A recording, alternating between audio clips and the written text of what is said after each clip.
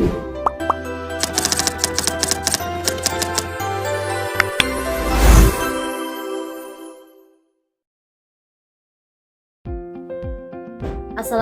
warahmatullahi wabarakatuh.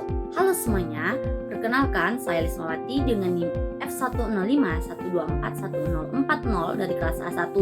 Pada video kali ini saya akan membahas atau menjelaskan mengenai litosfer bumi, interior bumi, dan hidrosfer. Langsung saja ke video penjelasannya. Materi pertama mengenai struktur internal bumi dan pengaruhnya terhadap dinamika geologi permukaan. Selanjutnya, sebelum kita masuk lebih dalam kepada materi, mari kita pahami terlebih dahulu bumi itu sendiri, karena semua proses yang kita bahas nanti akan terjadi di dalamnya. Jadi, bumi itu merupakan planet yang memiliki struktur internal kompleks dan tersusun atas beberapa lapisan dengan karakteristik fisik yang berbeda-beda. Struktur internal bumi dapat ditinjau dari sifat fisiknya, seperti material penyusunnya. Perbedaan sifat fisik inilah yang berperan penting dalam menentukan dinamika pergerakan material dalam bumi. Selanjutnya, apa sih yang akan kita bahas pada materi kali ini? Yang pertama, bagaimana struktur internal bumi berdasarkan sifat fisik setiap lapisannya. Yang kedua, bagaimana perbedaan sifat fisik lapisan internal bumi memengaruhi pergerakan material di dalam bumi. Yang ketiga, bagaimana hubungan litosfer dengan mekanisme tektonik lempeng ditinjau dari sifat fisiknya. Yang keempat, bagaimana proses internal bumi tersebut memicu dinamika geologi di permukaan. Selanjutnya, mengenai struktur internal bumi berdasarkan sifat fisik. Berdasarkan susunannya, bumi tersusun atas 3 lapisan utama berdasarkan komposisi kimia, terdiri dari kerak, mantel, dan inti. Berdasarkan komposisi kimia, lapisan bumi juga dapat diklasifikasikan berdasarkan sifat fisik atau mekanik, yaitu litosfer, astenosfer, dan mesosfer. Jadi bumi itu tersusun dari berbagai lapisan utama, dan tiap lapisan punya sifat yang berbeda. Jadi nggak semuanya sama walaupun kelihatannya satu kesatuan. Nah, jadi pada gambar ini menunjukkan bagian dalam bumi yang ternyata berlapis-lapis. Nah, yang paling luar itu adalah kerak atau crust, tempat kita hidup. Di bawahnya ada mantel yang tebal sekali, lalu lebih dalam lagi ada inti luar yang cair dan inti dalam yang padat. Menariknya, ada juga bagian yang disebut astenosfer. Itu lapisan yang agak lunak, jadi lempeng di atasnya bisa bergerak. Nah, pergerakan inilah yang akhirnya bisa menyebabkan gempa, gunung meletus, dan lain-lain. Intinya, walaupun kelihatannya bumi itu padat, sebenarnya di dalamnya itu dinamis sekali dan terus.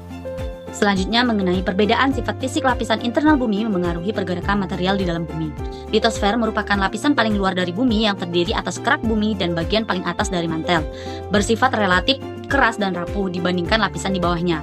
Lapisan ini berada di atas astenosfer yang lebih plastis atau semi cair sehingga memungkinkan litosfer terpecah menjadi beberapa bagian yang disebut lempeng tektonik. Lempeng tektonik bergerak di atas astenosfer yang lebih lunak akibat adanya arus konveksi di dalam mantel bumi. Pergerakan ini dapat berupa saling menjauh atau divergen, saling bertumbukan atau konvergen, atau saling bergeser atau transform. Nah, jadi hal ini menunjukkan bahwa perbedaan sifat antar lapisan bumi itu memungkinkan lempeng untuk bergerak di atas lapisan yang lebih lunak, sehingga tidak diam, tetapi terus mengalami pergeseran. Selanjutnya, perbedaan sifat fisik lapisan internal bumi memengaruhi pergerakan material di dalam bumi, yaitu ketika lempeng bergerak dan memberikan tekanan pada litosfer, bagian yang rapuh akan mengalami deformasi atau retakan. Nah, pada batas konvergen misalnya salah satu lempeng dapat menunjam ke bawah, lempeng lainnya atau subduksi, yang kemudian memicu aktivitas vulkanisme dan gempa bumi. Nah, pada batas divergen, litosfer dapat meregang dan membentuk kerak baru, seperti yang terjadi pada punggung tengah samudra. Nah, artinya karena litosfer bersifat kaku, maka saat mendapat tekanan akan mudah retak atau patah. Berbeda dengan lapisan di bawahnya yang lebih lentur, sehingga dapat menyesuaikan tekanan tanpa langsung pecah. Selanjutnya, hubungan litosfer dan mekanisme tektonik lempeng ditinjau dari sifat fisik bumi. Nah, di bawah kerak terdapat mantel yang sebagian besar bersifat padat tetapi plastis.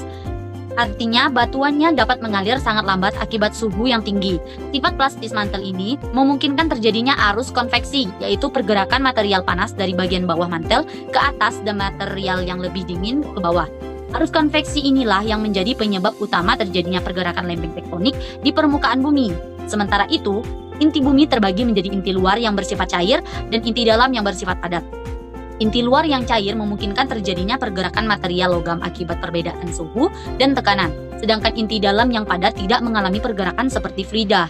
Nah, jadi arus konveksi di dalam mantel terjadi karena perbedaan suhu dan massa jenis material, sehingga material yang lebih panas itu akan naik dan yang lebih dingin itu akan turun. dan membentuk sirkulasi yang berkelanjutan.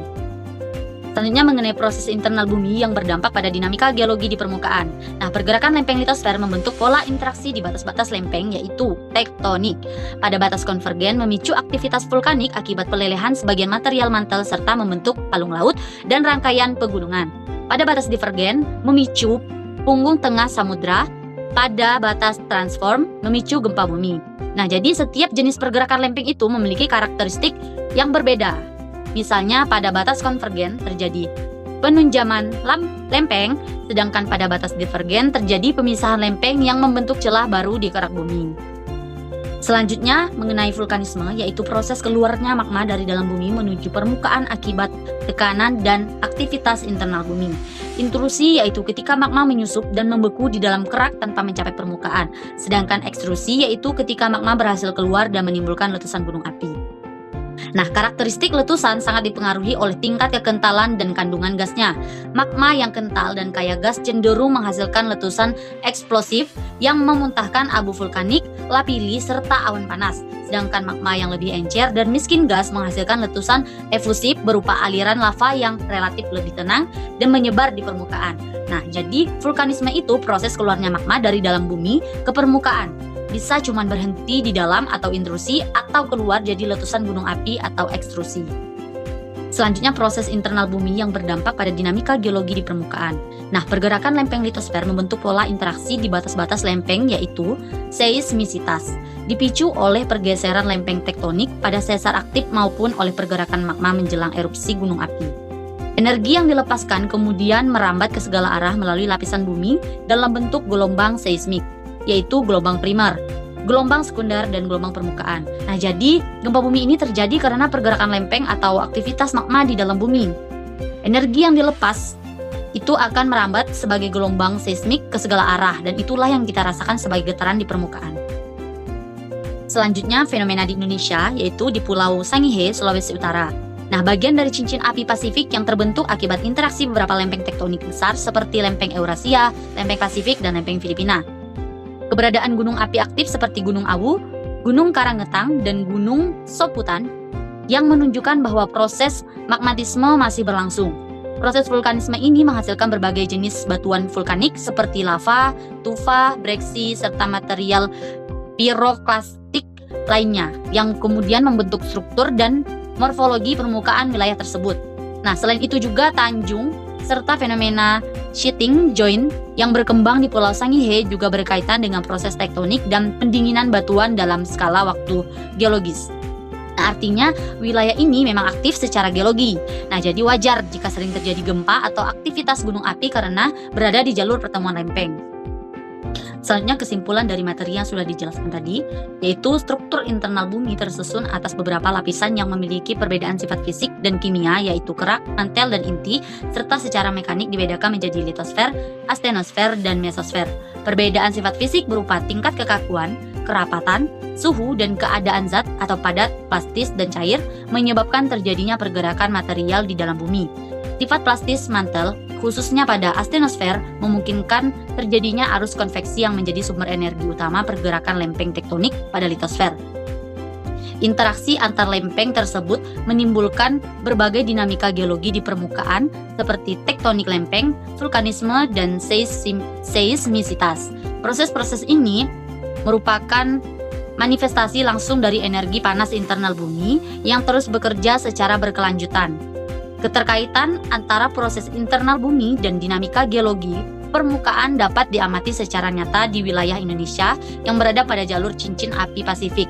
Aktivitas tektonik dan vulkanik yang intens menunjukkan bahwa dinamika internal bumi memiliki peran penting dalam membentuk morfologi wilayah serta mempengaruhi kondisi geologis suatu daerah, seperti dinamika geologi di Pulau Sangihe yang terletak di Provinsi Sulawesi Utara, Indonesia. Nah, jadi intinya perbedaan sifat lapisan dalam bumi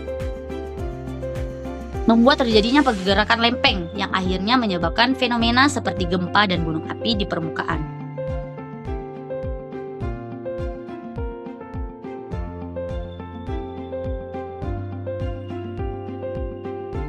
Selanjutnya penjelasan mengenai hidrosfer. Apa sih yang akan kita bahas pada video kali ini? Yang pertama, apa definisi, komposisi utama, dan distribusi hidrosfer di bumi? Yang kedua, bagaimana proses siklus hidrologi bekerja dalam menggerakkan sistem air bumi? Yang ketiga, apa dampak gangguan hidrosfer terhadap ketersediaan air bersih dan pengelolaan sumber daya alam saat ini? Tujuannya yang pertama untuk menjelaskan definisi, komposisi, dan distribusi hidrosfer beserta interaksinya dengan litosfer serta atmosfer. Yang kedua, menganalisis proses siklus hidrologi termasuk evaporasi, presipitasi, infiltrasi, dan limpasan sebagai penggerak sistem air bumi. Yang ketiga, mengidentifikasi pentingnya pengelolaan hidrosfer untuk keberlanjutan sumber daya air di tengah tantangan lingkungan saat ini. Nah, selanjutnya penjelasan mengenai latar belakang hidrosfer. Hidrosfer merupakan seluruh lapisan air yang terdapat di bumi, meliputi laut, sungai, danau, air tanah, es, serta uap air di atmosfer. Sekitar 70% permukaan bumi tertutup oleh air, namun hanya sebagian kecil yang dapat dimanfaatkan sebagai air tawar untuk kebutuhan manusia. Nah, jadi air itu merupakan bagian yang penting sekali dalam kehidupan di bumi. Selanjutnya, air berperan penting dalam menjaga keseimbangan ekosistem, mengatur iklim, serta menunjang berbagai aktivitas kehidupan seperti pertanian, industri, dan kebutuhan domestik. Keberadaan air di bumi selalu mengalami perputaran melalui siklus hidrologi yang melibatkan proses evaporasi, kondensasi, presipitasi, infiltrasi, dan limpasan. Saat ini, sistem air bumi menghadapi berbagai tantangan seperti perubahan iklim, pencemaran, deforestasi, dan meningkatnya kebutuhan air akibat pertumbuhan penduduk. Oleh karena itu, pemahaman mengenai hidrosfer dan sistem air menjadi sangat penting sebagai dasar dalam upaya pengelolaan sumber daya air secara berkelanjutan. Nah, semua aktivitas baik manusia maupun makhluk hidup itu bergantung pada air. Hidrosfer ini yang mengatur keberadaan dan pergerakan air. Selain itu, sekarang juga mulai muncul berbagai masalah seperti pencemaran air dan kekurangan air bersih. Jadi sangat penting banget nih kita memahami hidrosfer supaya kita bisa lebih sadar dan ikut menjaga ketersediaan air di masa depan. Selanjutnya mengenai apa sih itu hidrosfer? Seluruh lapisan air yang menutupi bumi termasuk yang terdapat di sungai, danau, air tanah, laut, dan uap air atmosfer dikenal sebagai hidrosfer. Hidrosfer memainkan peran penting dalam siklus hidrologi dan merupakan sumber kehidupan yang berperan dalam mengatur iklim, mendukung ekosistem, dan menunjang aktivitas manusia. Nah, jadi hidrosfer itu adalah semua air yang ada di bumi seperti yang telah disebutkan tadi. Jadi bukan hanya yang kelihatan seperti air di danau, sungai, air tanah, tapi juga yang tidak kelihatan itu seperti uap air itu juga termasuk hidrosfer. Mencakup lautan, sungai, danau, air tanah, uap air, dan gletser. Gletser itu adalah tumpukan es dan salju tebal yang terbentuk selama berabad-abad di atas daratan dan bergerak lambat akibat gravitasi. Selanjutnya mengenai komposisi air di bumi. Nah, ada beberapa komposisi air di bumi, yaitu air permukaan, air tawar, air tanah, dan air laut. Ada dua kategori utama air di bumi, yaitu air tawar dan air asin. Dibandingkan dengan air laut, kita memanfaatkan air tawar dalam jumlah yang sangat sedikit setiap hari. Nah, di sini kelihatan sekali kalau sebagian besar air di bumi itu air laut. Nah, air tawar yang bisa kita pakai itu cuma sedikit banget. Jadi sebenarnya air bersih itu terbatas banget jumlahnya. Nah, air laut itu sekitar 97%. Jadi mayoritas hidrosfer terdiri dari air asin di lautan dan samudra. Nah, sedangkan air tawar itu hanya 3%. Terdapat di danau, sungai, gletser, dan air tanah. Jadi, sekitar 68% darinya terperangkap dalam es dan gletser di kutub. Sedangkan sisanya adalah air permukaan, atau danau dan sungai, dan air tanah. Selanjutnya mengenai distribusi air di bumi. Bisa kita ketahui dari penjelasan sebelumnya bahwa air laut dan samudra itu sangat mendominasi, sekitar 97%. Es dan gletser sebagai cadangan air tawar, sungai dan danau jumlahnya sangat kecil, yaitu sekitar 3% tadi. Jadi, menariknya lagi itu dari air tawar yang sangat sedikit itu, kebanyakan malah tersimpan di es dan gletser atau di dalam tanah. Jadi yang benar-benar tersedia di sungai dan danau itu sangat kecil porsinya. Selanjutnya mengenai siklus hidrologi. Aliran air antara atmosfer, hidrosfer, dan litosfer serta transformasinya dari cair menjadi gas dan kembali lagi. Tahapannya yaitu yang pertama evaporasi, penguapan air dari laut, sungai, dan tanah ke atmosfer. Yang kedua transpirasi, penguapan air melalui tumbuhan ke atmosfer. Yang ketiga evapotranspirasi, yaitu gabungan dari proses evaporasi dan transpirasi. Yang keempat, kondensasi, yaitu proses perubahan uap air menjadi butir air akibat penurunan suhu. Yang kelima, presipitasi, yaitu proses kembalinya air dari atmosfer ke permukaan bumi. Yang keenam, infiltrasi, yaitu air hujan yang meresap ke dalam tanah dan mengisi air tanah dan aliran permukaan. Nah, siklus ini menunjukkan kalau air itu terus berputar dari penguapan jadi awan, turun jadi hujan, terus meresap atau mengalir lagi. Jadi, air di bumi itu sebenarnya selalu diperbarui lewat proses ini. Selanjutnya mengenai kenapa sih hidrosfer itu penting? Nah, karena hidrosfer itu sebagai sumber kehidupan, pengatur iklim, sumber daya alam bagi manusia dan makhluk hidup lainnya. Kita tidak dapat bertahan hidup tanpa air. Transportasi, industri, dan pertanian semuanya sangat bergantung pada air. Lebih jauh lagi, air berperan dalam mengendalikan iklim di bumi. Jadi tanpa air, kehidupan itu tidak akan berjalan. Seperti yang kita tahu, untuk kebutuhan sehari-hari kita sebagai makhluk hidup atau manusia, itu sangat memerlukan air untuk mandi, untuk minum, dan lain sebagainya. Air juga sangat penting untuk pertanian, industri, bahkan untuk mengatur iklim di bumi. Jadi semuanya itu sangat membutuhkan air. Jadi air itu seperti yang kita tahu, sumber kehidupan di bumi. Selanjutnya mengenai masalah pada hidrosfer, yaitu seperti pencemaran, kekurangan air bersih, dan perubahan iklim. Nah, banyak sekali masalah termasuk polusi, kekurangan air bersih, dan perubahan iklim. Saat ini mengganggu hidrosfer. Hidrosfer harus berkelanjutan dan bersih. Nah, jadi sekarang ini hidrosfer sedang menghadapi banyak masalah, seperti yang telah disebutkan tadi.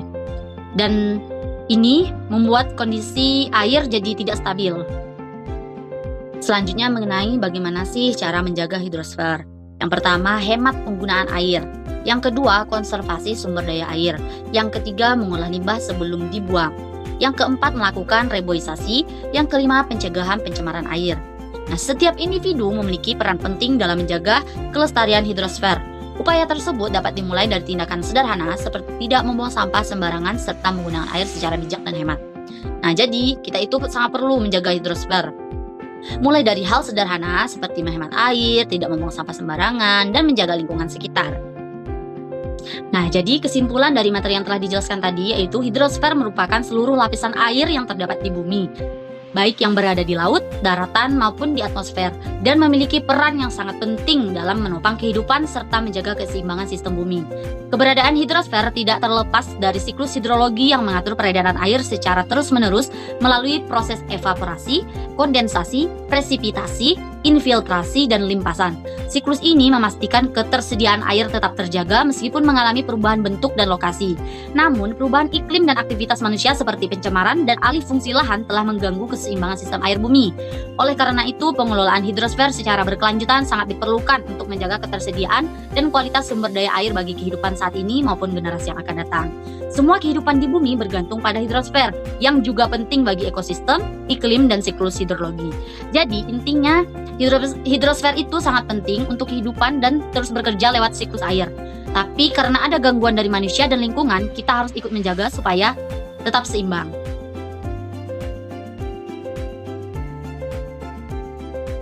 Sekian video penjelasan tadi, semoga bermanfaat. Sampai jumpa di video selanjutnya. Wassalamualaikum warahmatullahi wabarakatuh.